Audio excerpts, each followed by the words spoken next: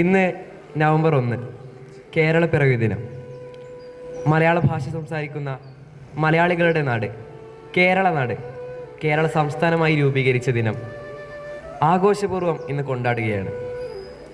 അതോടൊപ്പം മലയാള ഭാഷ ഏറെ അഭിമാനത്തോടെയാണ് നമുക്കിടയിലുള്ളത്.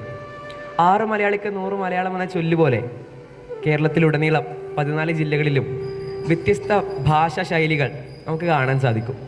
ഈ ഒരു ചെറിയ വേളയിൽ അത് വിവരിക്കുക എന്നത് ഏറെ പ്രയാസകരമായ ഒന്നാണ്. എങ്കിലും ഏറെ വ്യത്യാസമുള്ള കേട്ടാൽ അമ്പരക്കുന്ന ചില ശൈലികൾ ഞാനിവിടെ കാണിക്കാം. തള്ള എന്തൊരു സുഖങ്ങളൊക്കെ തന്നെ. ഓ, നമ്മളങ്ങ് പപ്പനാവൻ്റെ നാട്ടിൽ തിരുവനന്തപുരത്ത് നിന്ന്, ഓ നമ്മുടെ തലസ്ഥാനത്ത് നിന്ന് നിയമസഭാ സെക്രട്ടേറിയറ്റ്, പിന്നെ കേരളത്തിൻ്റെ ഒട്ടുമിക്ക തലസ്ഥാനങ്ങളും, പിന്നെ പല ചരിത്ര സ്മാരകങ്ങളുള്ള നമ്മുടെ തിരുവനന്തപുരം.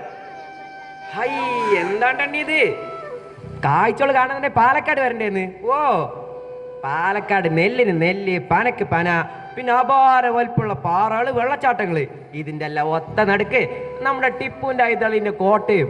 ഓ, ഇതാണ് ഞങ്ങളുടെ പാലക്കാട്. എന്താണ് ബ്രോ, മൊഡയാണോ? ഇനി ഉമ്മ പറയട്ടെ, ഇതെല്ലാം ഒരുമിച്ച് കാണണമെന്നുണ്ടെങ്കിലേ, ഈ തിങ്സ് എല്ലാം ഒരുമിച്ച് കിട്ടണമെന്നുണ്ടെങ്കിൽ കൊച്ചി തന്നെ വരണം മച്ചാനെ. ഓ, മോഹൻലാല്, മമ്മൂട്ടി, ജയസൂര്യ ഇവരെയും മലയാള സിനിമ മൊത്തം കാണുന്നുണ്ടെങ്കിൽ കൊച്ചി വരെ തന്നെ വന്നേ പറ്റും മച്ചാനെ. കണ്ടാ ഞെട്ടണ ടെക്നോളജി, മെട്രോ, എയർപോർട്ട്, പിന്നെ some jobs and tourist. Jobs ഇല്ലാത്തവന്മാർക്ക് കുത്തിയിരിക്കാനേ മറൈൻ ഡ്രൈവും. ഇതാണ് അറബിക്കടലിന്റെ റാണി എന്നറിയപ്പെടുന്ന നമ്മുടെ കൊച്ചി, എറണാകുളം ജില്ലയുടെ പ്രൗഡ്. എന്താണ് ചെങ്ങായിമാരെ ഇത്? നിങ്ങളതൊക്കെ പറഞ്ഞു കഴിഞ്ഞാൽ നമ്മളെന്ന് പറയട്ടെ, മലപ്പുറം എന്ന് പറയുന്നത് കായികം, കലാ, ചരിത്രം, ഇതിൽ 3ലും കഴിവ് തെളിയിച്ചവരാണ് മലപ്പുറം. പിന്നെ ഇങ്ങളീ പറയുന്ന കേരളത്തിന് മലയാള ഭാഷ ഉണ്ടല്ലോ, മലയാള ഭാഷ ഇതുണ്ടാക്കിയത് പോലും തിരൂർ തുഞ്ചൻ പറമ്പുള്ള നമ്മളെ എഴുത്തച്ഛനാണ്. പിന്നെ കായികം എന്ന് പറയുകയാണെങ്കിൽ ഉണക്ക ക്രിക്കറ്റും ഷട്ടിലൊന്നല്ല, നല്ല ഫുട്ബോള്, പന്തളി, കണ്ടതിൽ കളിക്കുമ്പോൾ തന്നെ വേൾഡ് ക്ലാസ് കളി കളിക്കണ നല്ല ചുണക്കുട്ടികളെ തോൽപ്പിക്കുക ഏത് ജില്ലക്കാർക്കാടാ കയ്യ. പിന്നെ കല പറയുകയാണെന്നുണ്ടെങ്കിൽ കലോത്സവത്തിൽ ഇന്ന് വരെ മാപ്പിളപ്പാട്ട് കോൽക്കളിയിൽ ഇത് നമ്മളെ തോൽപ്പിക്കുക ഇതുവരെ ആർക്കും കഴിഞ്ഞിട്ടില്ല. പിന്നെ SSLC റെക്കോർഡും ഇതുവരെ നമ്മൾ വിട്ടെടുത്തിട്ടില്ല. നല്ലോണം ഒന്ന് ബാക്കൊക്കെ പോവുകയാണെന്നുണ്ടെങ്കിൽ മലബാർ കലാപം, മലപ്പുറം കത്തി, അങ്ങനെ പല സ്വാതന്ത്ര്യ സമര സംഭവങ്ങൾ നടന്നതും കണ്ടമാനം മലപ്പുറത്താണ്. ഒന്നുകൂടി ബാക്കൊക്കെ പോവുകയാണെന്നുണ്ടെങ്കിൽ ലോകത്തിലെ ഏറ്റവും പഴക്കം ചെന്ന തേക്കുംതോട്ടം നമ്മളെ നിലമ്പൂരാണ്.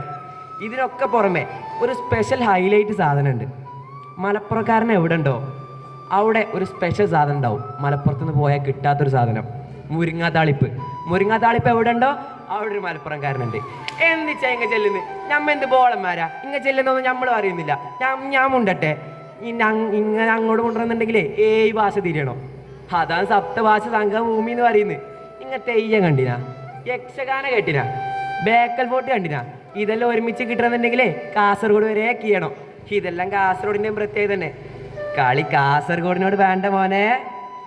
ഇതാണ് ഭാഷയിലും കാഴ്ചയിലും വൈവിധ്യമാർന്ന കേരളം. മലയാളത്തിൻ്റെ ഈ ഒരുമ നമുക്ക് ഓരോരുത്തർക്കും ഒരുമിച്ച് തീർക്കാൻ കഴിയട്ടെ എന്ന് ആശംസിച്ചുകൊണ്ട് ഞാൻ നിർത്തുന്നു. നന്ദി, നമസ്കാരം.